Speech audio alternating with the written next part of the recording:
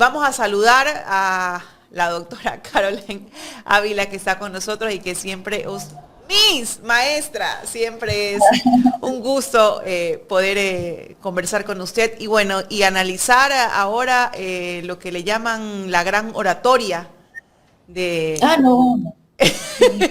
del presidente de la República. ¿Cómo le va, Muy Caroline? bueno, gracias, querido Jaime, querida Carla. Sí, a ver, creo que todos leímos el artículo del Roberto y estamos tan sorprendidos igual que él, ¿no? En efecto, primero duplica el tiempo, mejora la cadencia, por supuesto que hace un excelente cierre, muy buen cierre. Ojalá y se repite el patrón. Si se repite el patrón, podríamos estar hablando de una mejor oratoria. Pero doctora, yo como profesora, porque yo he dado asignaturas de expresión oral, corporal, a mí sí me da la impresión, viendo el perfil del presidente, que sí lo prepararon. Sí se preparó. Sí, no es sí, que él sí, ha tenido un orador escondido. Se nota una preparación porque incluso se ha aprendido ciertas frases de memoria que a veces en ese momento del nervio, de la tensión, se ve que su memoria empieza a dar, no sé, vueltas y como que se quiere quedar y otra vez recurre a... Hay que ser, o sea, como buenas maestras, ¿no? Hay que decirle al estudiante, bien, se ha superado, felicitaciones. Claro, o sea, es que partamos primero por allí. Creo que es un discurso que plantea una perspectiva distinta desde quien lo está hablando, ¿no? Nos estaba preparando, por supuesto, desde la experiencia que tenemos de escuchar sus discursos para algo que no iba a resultar como esto. Entonces, el efecto sorpresa en sí mismo ya es una buena estrategia, solo como estrategia. Si encima de eso, además, planteas elementos que nos permiten conversarlo, a diferencia de hace un año y medio atrás, en donde ya no sabíamos qué más hablar si dijo tampoco, salvo quedarnos con esas muletillas, diremos, en este minuto es distinto. Ahora, yo quiero plantear una mirada quizás diferente, ¿no? Acabo de salir con mucha pena de otra entrevista en la que creo que no se entendió bien el formato y por eso digo, voy a corregir lo que estoy queriendo decir, a ver si es que puedo ser más clara. Y es que cuando uno plantea un discurso de este tipo, desde el análisis, lo primero que pregunta que yo como analista me hago es ¿a quién le está hablando? En este caso, el presidente. Y a mí me parece que la expresión del presidente es hablarle a ese grupo de sus votantes, de gente que le dio la fe, porque eso incluso nosotros les pedimos que crean, ¿no? Y es un acto casi que hasta litúrgico, y es decir, de confiar en quienes iban desde el día uno, como él lo mismo lo menciona, inclusive, ¿no? A darle el respaldo y que lo siguen dando el respaldo ahora. Habla de un pueblo, pero no de un pueblo general, sino de un pueblo específico, aquel que le tiene fe, aquel que le dio el voto, aquel que le da el crédito. Habla también de un nosotros. Y uno puede decir que está incluyendo a todos, no, es un nosotros que tiene condiciones, las condiciones de persecución recibidas, las condiciones de los golpes recibidos. Y con ese nosotros, dice, los derrotaremos o los hemos derrotado juntos, ¿no? Entonces, al poner ese tipo de inclusión, términos como nosotros o como pueblo, está configurando sobre quiénes son ellos y a quién le están hablando. Y más aún cuando, por ejemplo, hace referencia del alemán, indistinto de que utiliza a Goethe, que está muy bien que lo haga, hace referencia de un lenguaje, de un idioma que no se habla en el Ecuador, de un idioma que no se utilizado en el discurso político y que habla incluso de un nuevo rasgo identitario, si es que quisiera el gobierno plantearlo así. Quizás no solamente en contraposición hacia la oposición, valga la redundancia, sino además porque desde el espacio de enunciación, él además se sitúa desde una élite, porque no todo el mundo habla alemán. Entonces, el utilizar el lenguaje en ese contexto no es menor. Entonces, da una referencia de una política desde la élite hacia un grupo específico. Ahora, puede ser que eso esté bien o eso está mal. Ese no es mi rol aquí. Simplemente estoy describiendo escenarios que además concluyen, en mi opinión, con la sorpresa de esa oratoria épica planteada bastante bien en el cierre del discurso, como normalmente se acostumbra, ¿no? Teniendo un crescendo hacia el final que termina siendo muy conmovedor, particularmente para la audiencia que está allí. Entonces, esa primera pregunta sobre a quién le habla a su grupo, a sus votantes, a sus seguidores, y desde dónde le habla, desde este espacio elitista de enunciación. A ver, primero dejando claro algunos puntos. Un buen discurso, más no un orador innato, porque no es un Jaime Roldós Aguilera, ¿no? Como para poder decir que nos sorprende una oratoria, ¿no? Yo, desde mi punto de vista, y usted me corrige, doctora, porque usted es la experta, pero ahí hay una gran diferencia. Un buen discurso, un discurso preparado, que fue, como usted nos explicaba, en base a su experiencia, dirigido, ¿no? A quien le da la confianza, a ese anti, porque su discurso va dirigido hacia ese anti. Pero yo decía hace un momento, en este discurso nos devela realmente cuáles son las intenciones del presidente Noboa y nos devela realmente quién es y cuál fue su objetivo. Porque más allá de los pocos minutos que habló cuando fue elegido por primera vez en ese proceso de transición, que nos quedábamos con poquitas palabras y entre esas, pues, yo no soy anti, soy pro. Y ahora viene una segunda vez a decirnos, aquí estamos los que fuimos perseguidos en contra de. Entonces, son dos cosas totalmente diferentes, dos discursos totalmente diferentes. ¿Cuál es el verdadero Daniel Noboa, doctora? Es mi pregunta. Yo creo que el de ahora, ¿no? Por supuesto. Sí. De hecho, ese anti versus pro le duró muy poco tiempo. Creo que él se dio cuenta que la política necesita tener estas configuraciones de fronteras imaginarias en términos políticos también. Aunque uno esperara, porque el deber ser es siempre unificar y hablarle a todos, y desde ese espacio más horizontal, ¿no es cierto? Se puede escoger otro camino como el que ha escogido hoy el presidente, ¿no? Entonces, ese camino del anti versus pro fue duramente criticado, sobre todo para quienes son más anti. Y entonces, en ese contexto, le fue muy difícil seguirlo sosteniendo, aunque pudo haber sido su interés.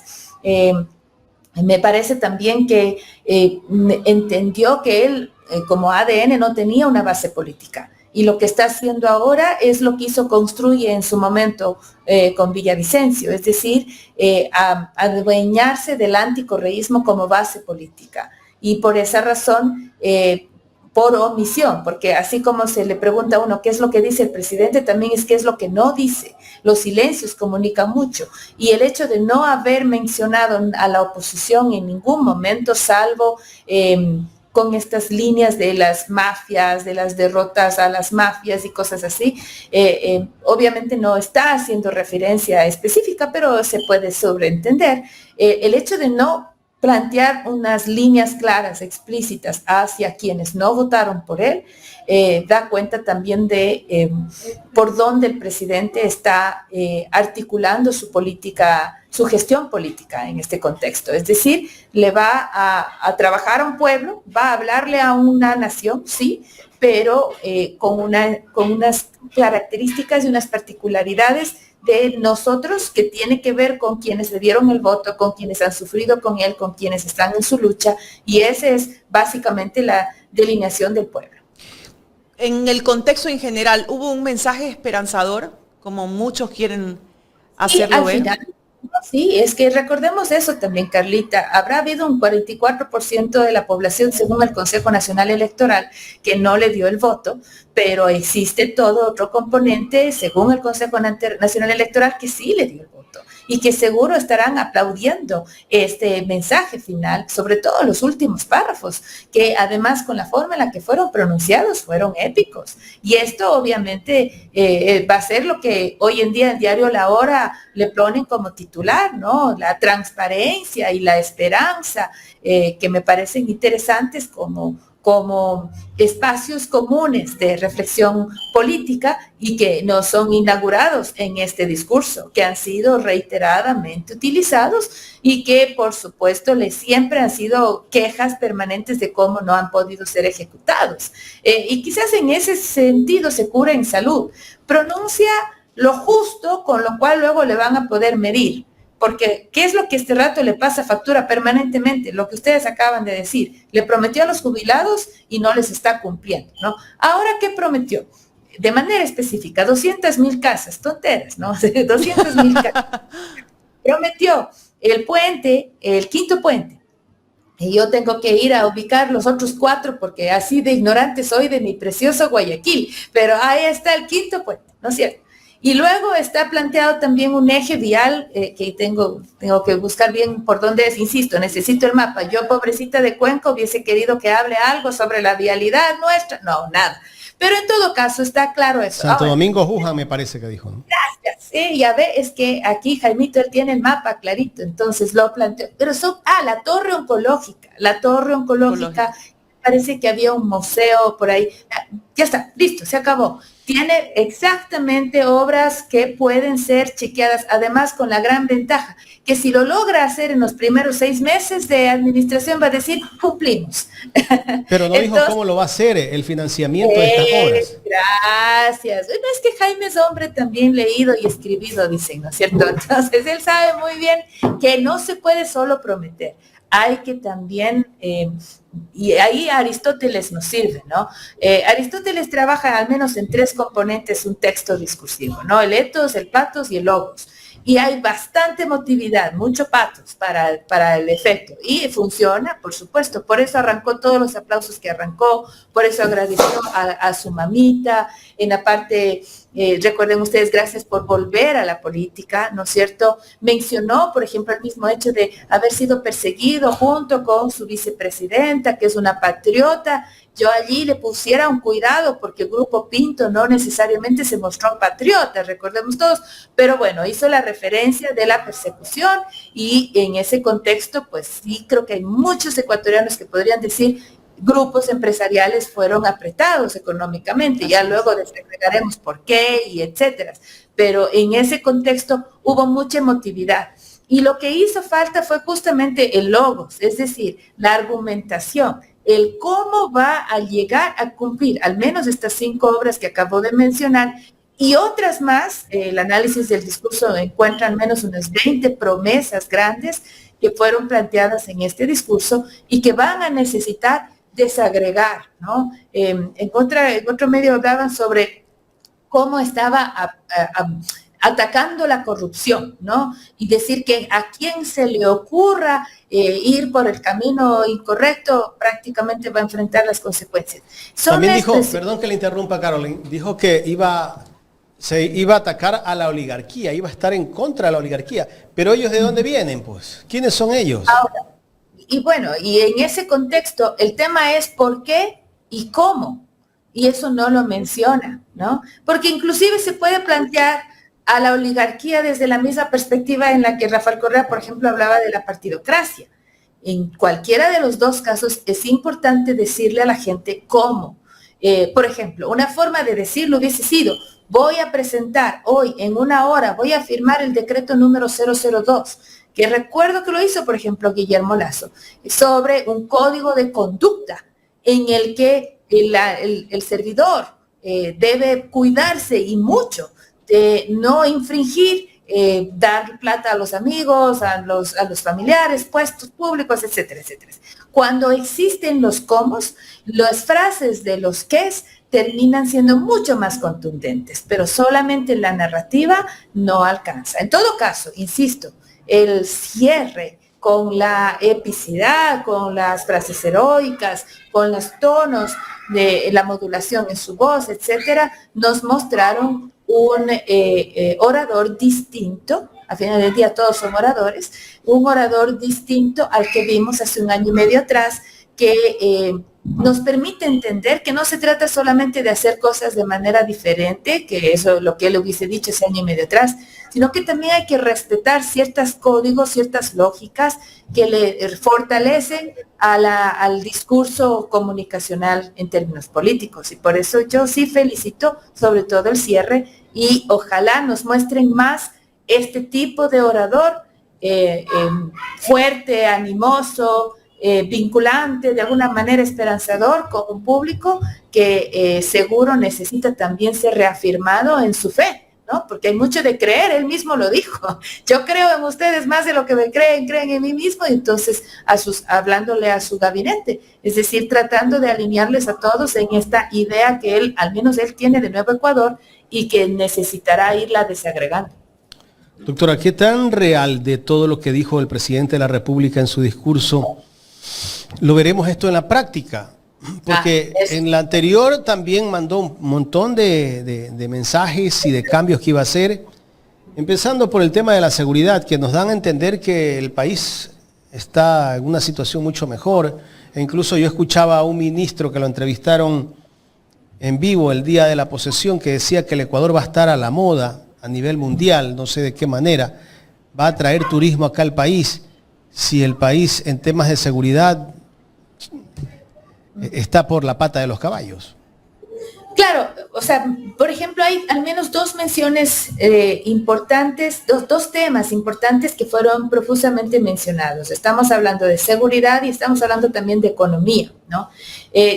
Mencionó a la educación, mencionó a la salud de manera más ligera, se concentró más en estos otros dos elementos, y creo que lo hace porque reconoce que a su vez son las dos problemáticas más importantes. No haberse referido a estas problemáticas hubiese sido, por supuesto, un error. Ahora, ¿qué es lo que menciona y qué es lo que no menciona? Ya no menciona al plan Fénix, ¿no?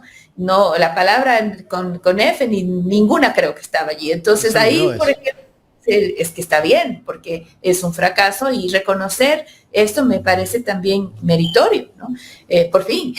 Pero ahora hace una referencia hacia, por ejemplo, esta colaboración público-privada, hacia la necesidad de seguir enfrentando a las mafias de la misma manera y con el mismo énfasis que se ha enfrentado, y que creo que él es característico, sobre todo en la narrativa que él ha planteado, aunque no ofrece cosas específicas. Lo único que sí dice es que se tiene que ir mermando, disminuyendo los casos que hasta ahora han sido indicadores negativos. Entonces, nuevamente, para poder hablar 21 minutos hay sacrificios que tocan hacer. Y creo que él sacrifica los cómo precisamente para poder extenderse un poco más en los qués. Y lo otro que también menciona, que es el tema económico, por ejemplo, hablar de lo que va a hacer con las empresas públicas, poder mencionar, desde esta perspectiva, casi como un gerente general, ¿no es cierto?, indicando en líneas grandes qué es lo que puede hacer. Creo que eso escuchamos. Y se cuida mucho, como hemos dicho ya anteriormente, de no tener que trastabillar con promesas que luego le pasen factura los amigos de Lupa Media, ¿no? Hasta la Caro Basante se quejó, dijo, no tengo nada aquí que hacer, fact-checking, porque no dio elementos de diagnóstico, no dio argumentos específicos como para poder incluso desagregar unas ideas de verificación. Y en el tema económico no escuchamos nada tampoco que nos haya dicho, ¿no? ¿Qué va a hacer? ¿Cómo va a financiar esos grandes proyectos? ¿De dónde va a sacar los recursos? Sabemos que no hay dinero, e incluso este año el país tiene que pagar cerca de 8.000 millones de dólares, me parece, de deuda. No sabemos de dónde los va a sacar esos 8.000 millones de dólares. Tal vez están pensando en una otra reforma económica, aparte de la que ha enviado, que creo que no es económica, sino una reforma de seguridad la que ha enviado a la Asamblea. ¿De dónde va a sacar el dinero? ¿Cómo va a ser? Porque habló de que iba a invertir en el sector público también. Claro. Yo creo que a partir de las lecciones del famoso discurso del Titanic que dejó en su momento Yamil Mawad, los discursos inaugurales tratan de evitar esas malas noticias, ¿no? Y de plantear más bien una expectativa esperanzadora en la gente. Sobre todo, insisto, ¿a quién le está hablando? Le está hablando a su público, al que cree en él, al que ha estado desde el primer día, con el que lucha, y ese público en particular. No creo, Jaime, que requieran más detalles que los que este momento le ha planteado el presidente en líneas generales. Básicamente les está diciendo, mira, hacia allá quiero llegar y estoy queriendo que venga inversión, estoy queriendo que mejoremos, que no exista más corrupción, que exista más transparencia, estoy queriendo que mejoremos los indicadores de educación, que ya no existan más muertes, eso estoy queriendo, pero no nos está diciendo cómo. El cómo, este público en particular al que él se dirige, no le está preguntando. El cómo le están preguntando la oposición. Y como a la oposición el presidente Correa no le habló, el presidente Noboa no le habló, pues simplemente se mantienen en esas mismas líneas grandes. Menciono al expresidente Rafael Correa precisamente porque en el análisis que estaba haciendo ayer, yo encontré algunas formas y que se pueden ver incluso muy parecidas. Por supuesto con grandes diferencias que también se encuentran, pero existe la posibilidad de formar un pueblo y encontrar la diferencia de la frontera política con esos otros.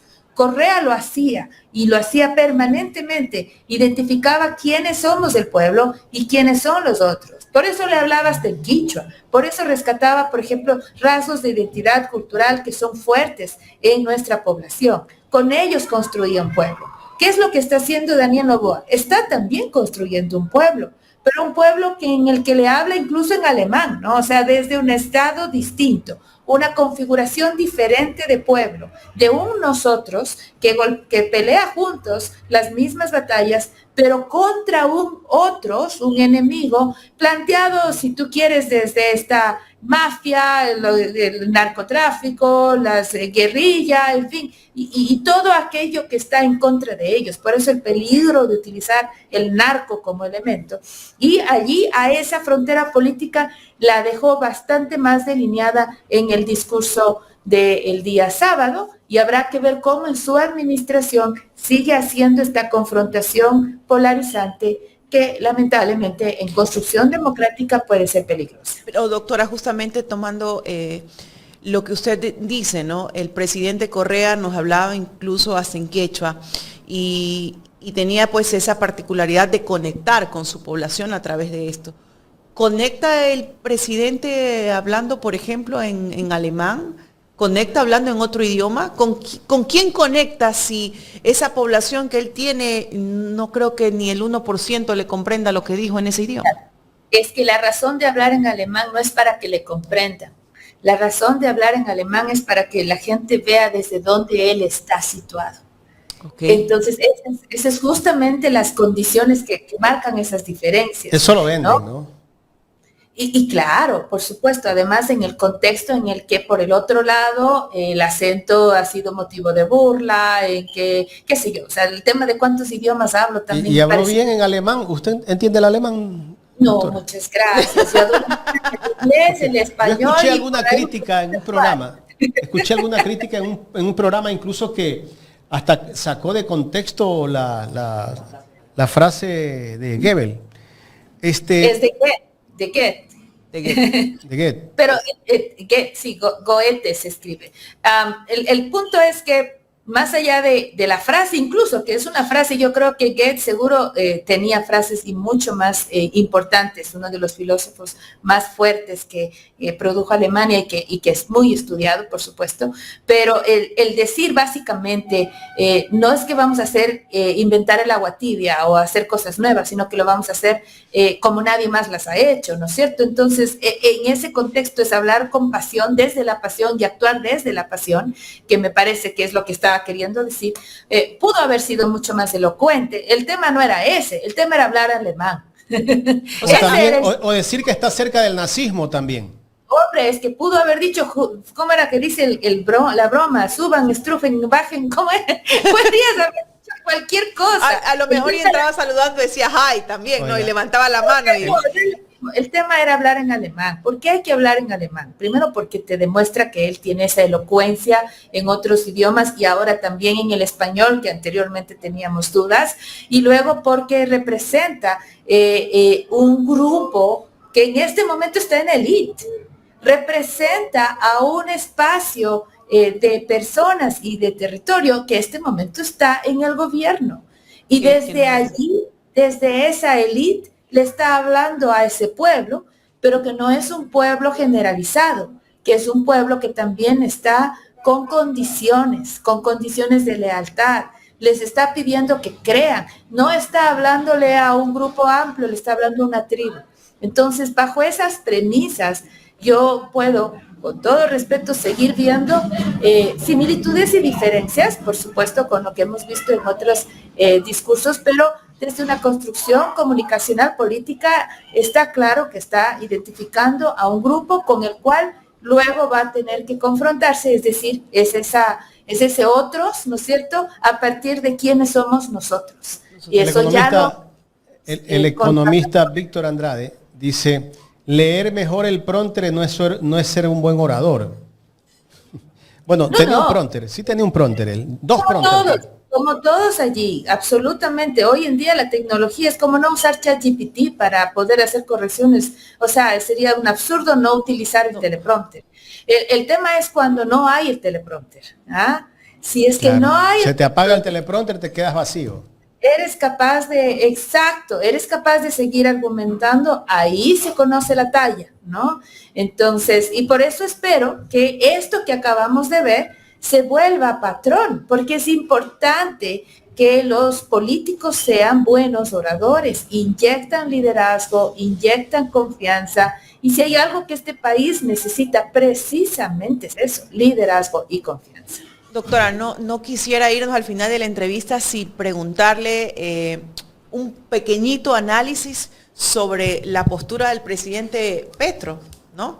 Un hombre que va a la posesión y que al final, dentro de sus pocas líneas, termina diciéndonos que Glass es un preso político, que han sido cuestionadas las elecciones en Ecuador, en Venezuela, que se necesita un diálogo abierto. ¿Qué mensaje en pocas líneas nos deja la presencia de él y básicamente sus expresiones a través de su cuenta de X y de la pequeña entrevista, no sé si decirlo entrevista o líneas que pudo expresar en un medio de comunicación? Creo que ahí, por ejemplo, deja más clarísimo el error comunicacional del discurso del presidente Noboa cuando hace referencia al apoyo internacional, porque no tenía por qué. Yo creo que la Cancillería hizo un trabajo enorme ya tratando de poner como encuadre noticioso que son 90 o más de 90 las instituciones que a nivel internacional están viniendo y entre ellos 2 presidentes. Creo que ya era noticia vieja y que estaba claro en la foto, no solamente Colombia y Perú allí, ¿no? O sea, ni el rey de España, que no se pierde nunca este tipo de eventos, vino.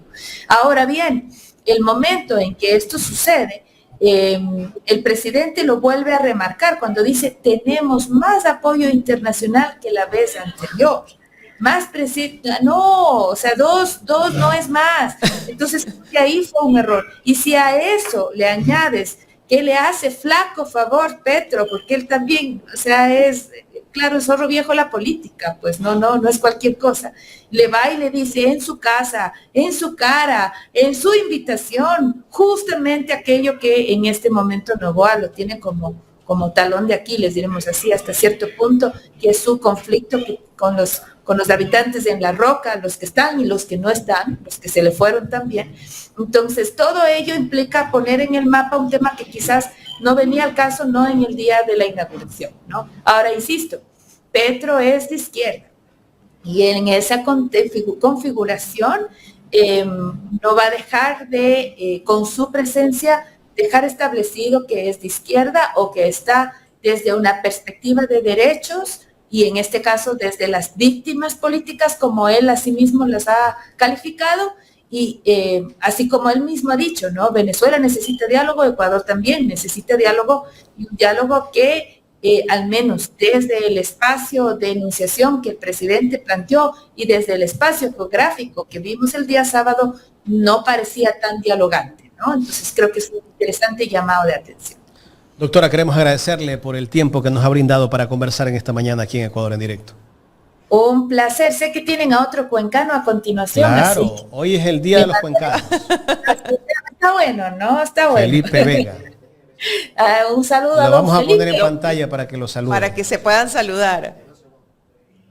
A ver si lo veo, no lo veo todavía, pero bueno, le mandan ahí mi saludo, seguro la audiencia va a disfrutar y mucho, son muy buenas también sus entrevistas. Cuídense mucho, ¿no? Muchísimas gracias, que estén muy bien.